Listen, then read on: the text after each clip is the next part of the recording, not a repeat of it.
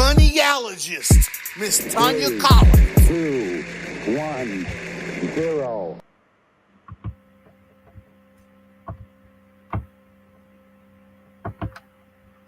Hi. Hi, everyone. Good evening and happy Monday. Happy Moneyality Monday. So, tonight we are going to have some fun talking about moneyality and the 5 different moneyality types. We have been really doing good. I have talked about 3 of them, and there are 5 of them. And now I'm going to be talking about the 4th.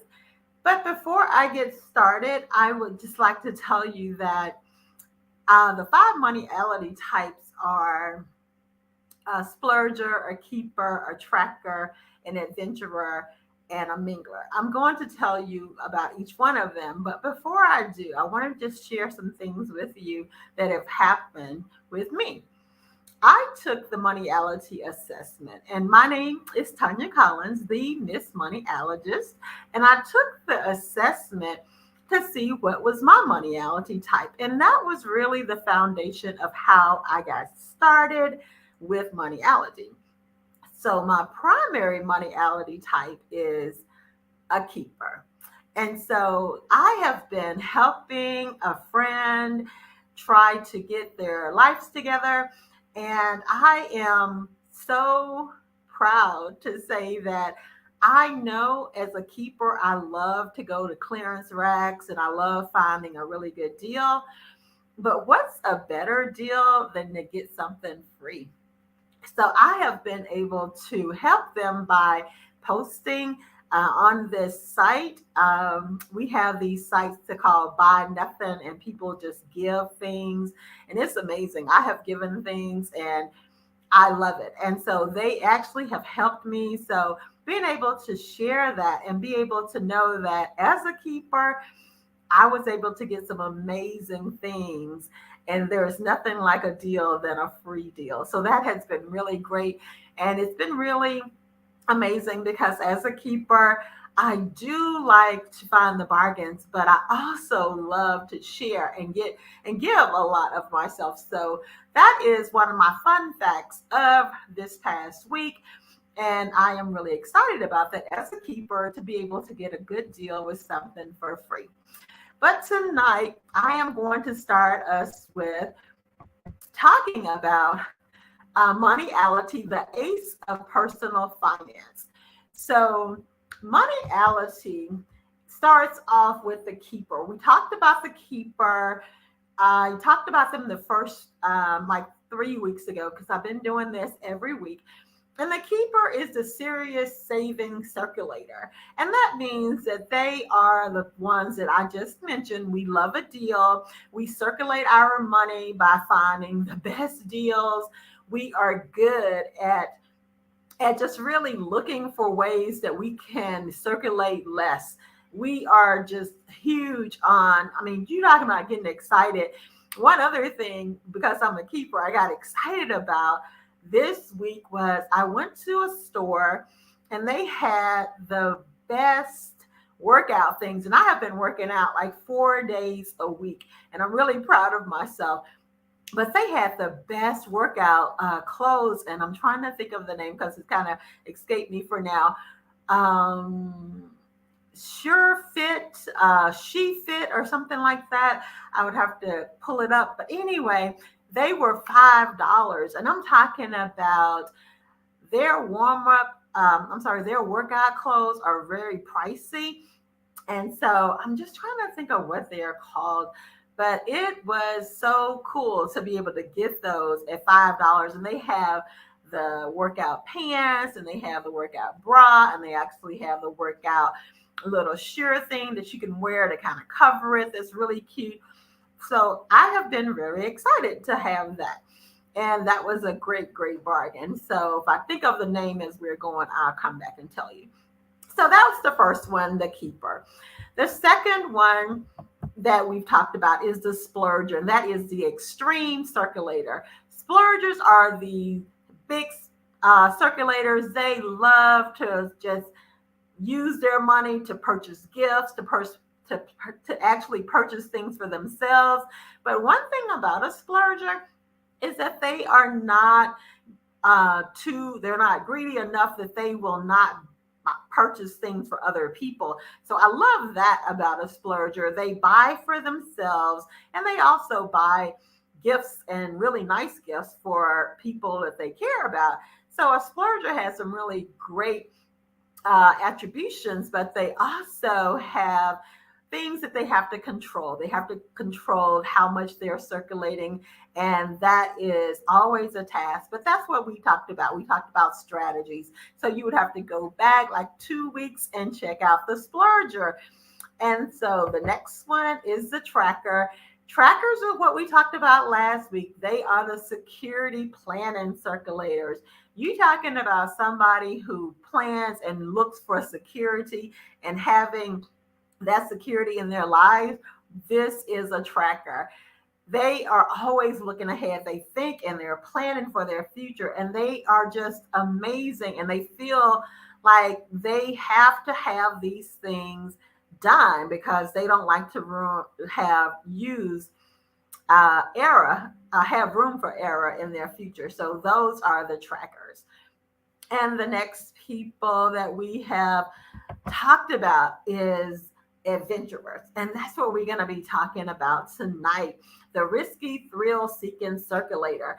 And they are going to be such a fun topic tonight. I'm not really going to go into them right now, but they are the entrepreneurs and they are the visionaries. And I am an adventurer. So in Moneyality, you have a primary moneyality type and a secondary moneyality type. So my primary is a keeper, which is the person that loves to save their money and know where all their money is. And the second one is an adventurer, and that's my secondary. And as an adventurer, I can see both in my life, and I see how sometimes they are conflicting, but that's what gives me so much interest and love for being able to teach moneyality, is to be able to talk to children and even to their parents about how your money personality can really influence like you from a child all the way up to an adult. So we're going to talk more about the adventurer, but the last one is the mingler, and that's the carefree socializing circulator. Minglers are the children, are even the adults that they grow into be, are the ones who barely even think about having money. They need it, they know for their needs, but they are definitely centered around relationships. Their goal is to always have amazing relationships with people. So they are always going to be able to do those things. And that is going to be talked about next week. And I'll go into detail about them a little more. So before I go any further, though, I need to do some housekeeping. I just kind of wanted to give you an introduction. Tonight, I am excited. I'm kind of solo. My producer wasn't available. So I am doing it by myself. I'm really proud. I have to do all the different things to make this podcast happen, but it's actually not that hard. And I actually love it. So the first thing I want to do is talk about people that have sponsored me and who really have a lot of faith in Moneyality and constantly support me. The first one is Some Condo Way Solutions. This is also a love child of mine. I created this nonprofit, Some Kind of Way Solutions, Inc., because I wanted to have financial focus, cultural connections, and life lessons. This program is going to be centered around what Moneyality offers to students. So I'm really happy that I've been able to open and have a successful nonprofit, but I'm also using that nonprofit to help me build a really good platform for Moneyality. So that's my first sponsor is Moneyality. For Moneyality is Some Kind of Way Solutions. And the next one is my producer who is out tonight, Joy Media Group.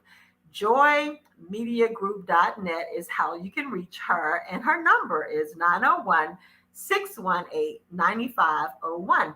And Joy has informed me that she's really good at now helping people that are starting businesses and just want to have like a business coach. And Lord knows, I'm telling you, if you're on this journey of starting a business, a coach or someone that definitely can understand your path, you need them. So maybe reach out to Joy Media Group and let her also help you with your media needs. And not last but not least, but we have Nick Venti Design. And I love talking about Nick because he's a one-stop shop for mobile apps, animation, and web design. Now, can you imagine? You can get all of those things from one person who does all three. And I love that. And his number is 662-902-9737. So those are my sponsors for tonight. And now we're going to be talking about the adventurer. I am going to go back to my slides. I want to now go to what I love the most about an adventurer. Is said by Steve Jobs. I'm telling you, I'm going to read this aloud, and he is describing the adventurer. These are the best words to describe the adventurer. So it says, here's to the crazy ones, the misfits, the rebels, the troublemakers, the round pegs in the square holes, the ones who see things differently. They're not fond of rules, and they have no respect for the status quo. You can quote them, disagree with them, glorify or vilify them. About the only thing you can't do is ignore them because they change things. They push the human race forward. And while some may seem as the crazy ones, we see genius because people who are crazy enough to think they can change the world are the ones who do. And that is by Steve Jobs. And I'm telling you, that is all an adventurer is. I actually could stop talking right now and just tell you all of those fit an adventurer. Those are characteristics that fit an adventurer. And as an adventurer, as I just mentioned, that's my secondary moneyality type. I really see all of those things in myself. And I see how when you have these different characteristics about yourself, that you are sometimes really feeling like the odd one out. And a lot of people don't see the genius in us. They see that we have, like, we're just kind of bulldozing over people, but we are adventurous. We want to definitely push our way through and kind of just take chances. We are not easily to be influenced to say, oh, let's just give up. That is not me. I will give you a prime example of this not being me is when I go to concerts. I love a good concert, a good comedy show. I have actually purchased tickets and been having tickets like in the back rows, let's say like upstairs. And I will take someone and I'll tell them, hey, when we get an opportunity, we're going to go down as far as we can to kind of see if we can get better seats. Now, this may be odd for some people, and a lot of people are like, no, you want to sit in your right seat, but I am that risk taker. And a really cool way that you can know if seats have been taken is to look on an app and see if that seat was purchased. And you still can kind of see that. And then you will know that you can actually go sit there. That's just a little trick that I do. Please do not go and say the Miss Moneyologist said that I can do this. I'm just telling you some tricks that I've used to kind of get closer because we are that thrill seekers. We will definitely take a risk and do that. And that is where we're kind of getting started tonight. So the other part is that I want to talk about the adventurer is adventurer children are easy to motivate. And why do I say that? Let me take this down. Why do I say that adventurer children are easy to motivate? Is because they are always open to try new things. An adventurer child is something that is a child that is probably, if you have a child that's an adventurer, these are the children that probably have God jumped off the roof or jumped out of a tree and broken their arm. They will try anything. They are very rambunctious. And I will tell you, as a child, I remember one thing about an adventurer too that we're going to learn is that they like to be the first to do something. And then I'm going to tell you why that is not always a positive. But the adventurer child is easy to motivate because as a child, I recall asking my mom for a unicycle. And if you don't know, a unicycle is the bicycle that just has one wheel. Now, I grew up in a small town in Mississippi. No one probably was thinking about a unicycle.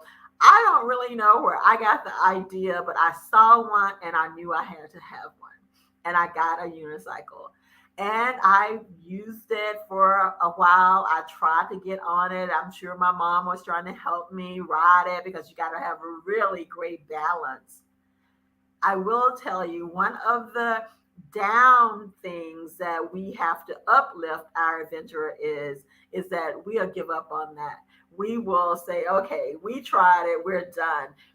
And that's one of the things I'm going to talk about tonight is to make sure we can kind of keep them consistent in doing some things. But that unicycle, that was new, that was fresh, that was something that I knew no one else had. And that's the adventurer's mindset. You want to kind of get something new, you want to be the ones to be the first to get it. They're very similar to the splurger in that. And so they're easily motivated because you just have to offer them things that are different or give them ideas that they get to try some new things and they are going to be motivated. And that also will motivate them to understand how to circulate their money. So we're going to go into that by going to, they can become distracted easily for their task. So what I mean by that is I just told you I got the unicycle. However, I did not use it but a few times and I was done. So what happens then is we are easily distracted once we try something and it doesn't really work in the way that we want it to work, or maybe we don't see the excitement in it anymore. We can be distracted. We can easily be thrown off and say, oh, that's not for me. I don't want that. And so as a parent, you need to check in and place them when they are plan and help them plan for a future with long-term goals. So when I say that is, and I say that they're easily distracted and they're easily motivated, those are need to be balanced, right? Therefore, with a parent, I recommend that for you to be able to get your adventurer child at a point where they can balance being motivated and not being distracted from you have invested money into them, especially during the years when they may want to play sports or they may want to be in music. They are definitely wishy-washy, as people would say. And so you have to have some kind of firm tasks or some kind of firm ideas or goals for them to keep them straight. So you have to be able to tell them. So I'll give you a prime example. For me, or for any child that's an adventurer, if they know, and just like for me, I know that I am going to Egypt in October. Look forward to it. I'm excited about it. But because I'm a keeper, I do know I'm already going to start saving for that trip. However, as the adventurer, sometimes I want to splurge on something and maybe just purchase it and be thinking, oh, this is okay. I can just splurge on it. but you can't. For a splurger, I'm sorry, for an adventurer, a parent would need to say, hey, remember, you're going to Egypt in October. So let's make a plan for every month you need to put X amount of dollars away. And they will do it. They really will do it because they're going to be excited about that adventure of going to Egypt.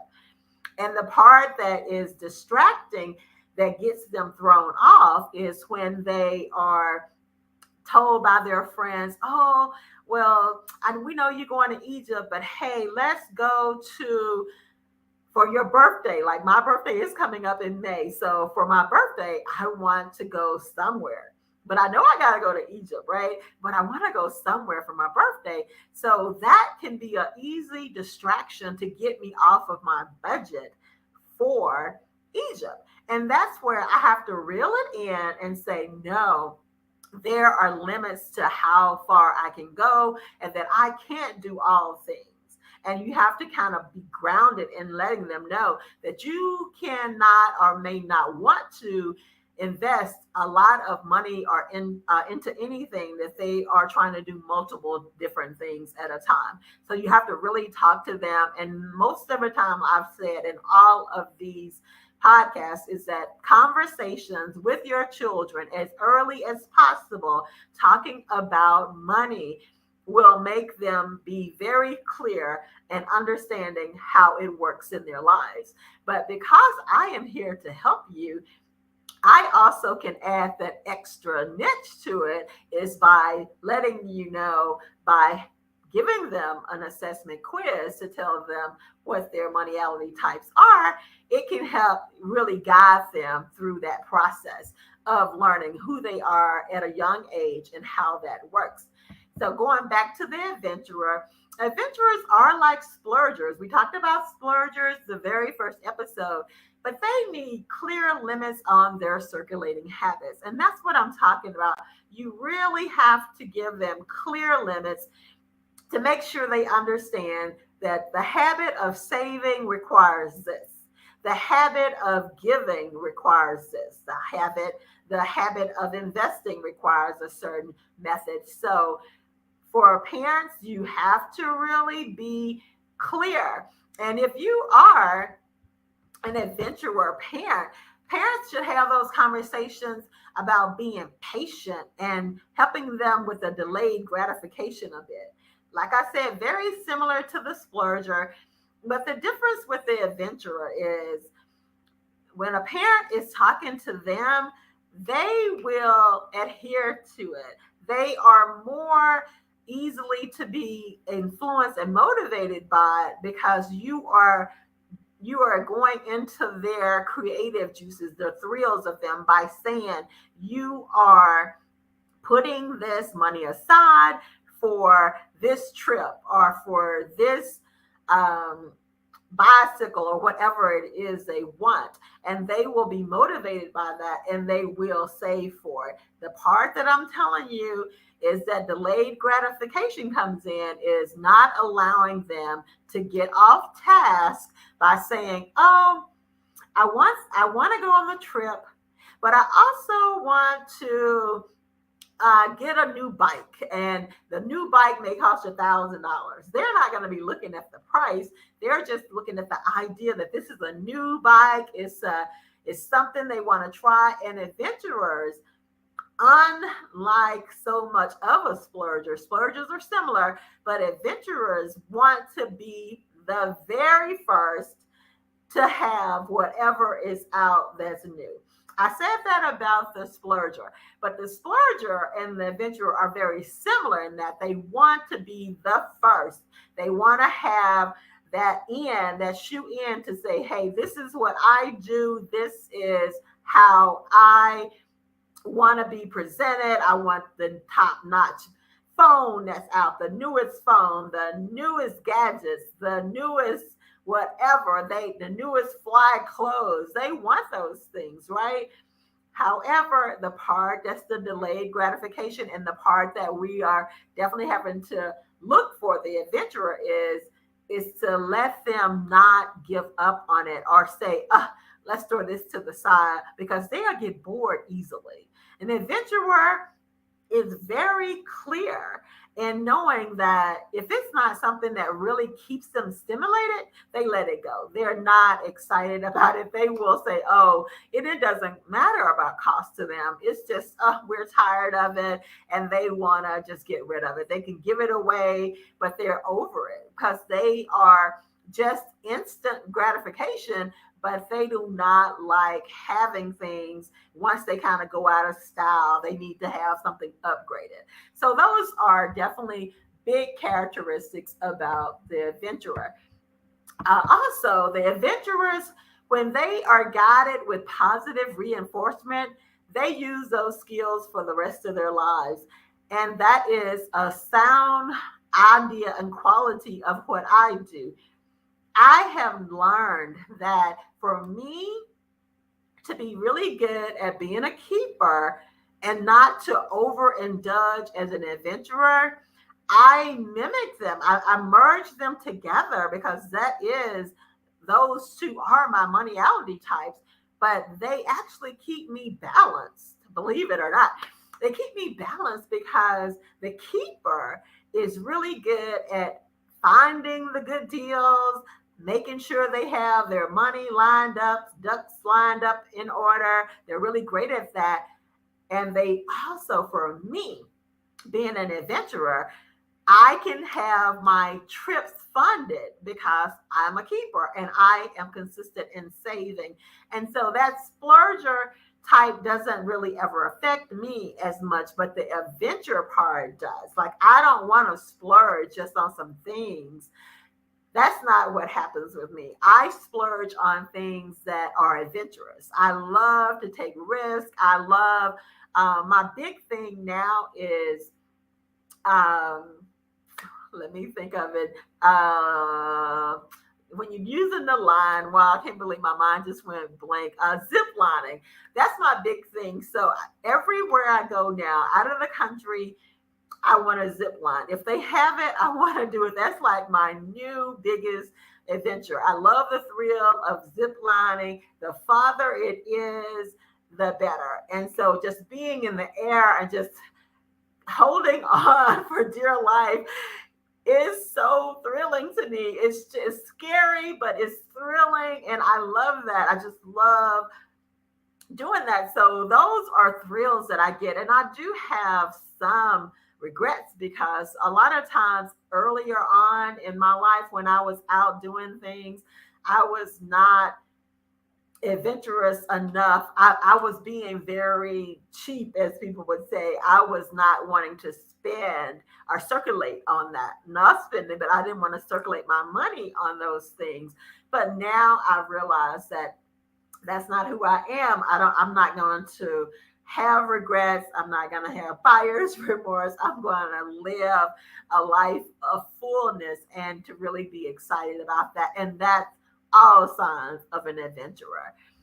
So parents that share the adventure moneyality type can be very irritated when their high-end gifts are treated carelessly by the receiver. So even for a child that's an adventurer, for me as an adult, as an adventurer, if I am buying or purchasing something for someone, and I used to really feel this a lot when I was getting it for my nieces and nephews and purchasing things for them, I would think I'm getting this really great gift. And I'm wanting them to just be excited about whatever this gift is because I didn't thought about it. I thought, wow, this is something they may need. And you can spend, I mean, I'm sorry, you can circulate a lot of money toward it. And when I see them not excited about it, or my niece or nephew just kind of throw it to the side, we are devastated. We are very irritated about that because for an adventurer, we see things to be constantly changing, that it's really boring for things to be just the same and just not having that adventurer spirit, not being able to try things. A lot of other moneyality types are totally not near as open-minded as an adventurer. And an adventurer, like a lot of times I have said, an adventurer is the entrepreneurs. They are the visionaries, and they are the ones that are so risky that we jump out and influence and try to start a business and pour all our resources into it, because in our minds we wanted to go and we wanted to grow and we wanted to be huge. However, if it doesn't, we'll start all over. We take a hit and we start all over. And that has not been something that a lot of the other moneyality types are really strong enough to do. But I really love that about the adventurer. And so, the adventurer children, the last thing we're going to be talking about tonight is the social life. It is fast and furious, because with adventurer children, when they are with their friends, they are definitely planning to do things out of the norm, making sure they get back for a curfew may or may not happen. They may make it on time. They may not, because they are just kind of risky. They may slide in the door when you say the curfew is 10 o'clock. They may slide in the door at 9:59, because they are going to try their best to make the most of all the minutes and the seconds of their time. So they have a lifestyle, and the social life is that when I say fast and furious, they are on like steroids. They're always pushing for their friends to, let's try this, let's do this. And that is me. I want to do new things. Recently, I went to a candle making event. I love that. I mean, it was for that day. I got to see how you make a candle. I got to make my own candle. It was great. And I would have loved for my friends to join me. Like, I do a lot of different things. I've learned how to skydive. No, not skydive. What's the one? Swimming, diving under the water. I've done that. I can't really remember what it's called. But anyway, forgive me for that. Like, these brain fogs are happening tonight. I have done that. I've done the zip lining. Wow, I can't even imagine. I take trips solo by myself. I have moved out of the country several times without having anybody with me. So we are definitely those people. We want to bring people with us, and we are going to want to show them, hey, try a different food, try a different way of doing something, because we really will get bored of the same routines. And let's see how else are we are. So lastly, before I close on the adventurer, parents need to understand that your adventurer child will get bored doing the same activities. So when I tell you to be mindful and to be able to set goals for them, so they know that you can't just invest in them for all the things they want to try, those are the ways that you can motivate them to start saving to purchase those things for themselves, is by saying, hey, if you want to skydive, you just go, and we need to get you a budget and get you to saving, and they'll do it because they want to skydive.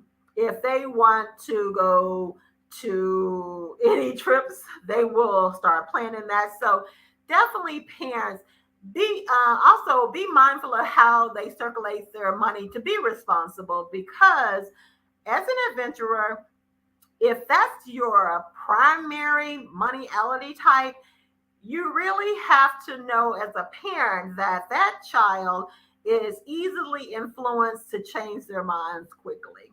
And therefore, when you're having conversations with them, go into the conversation telling them that you understand, you respect that they have goals they want to make, they have goals they want to set for themselves.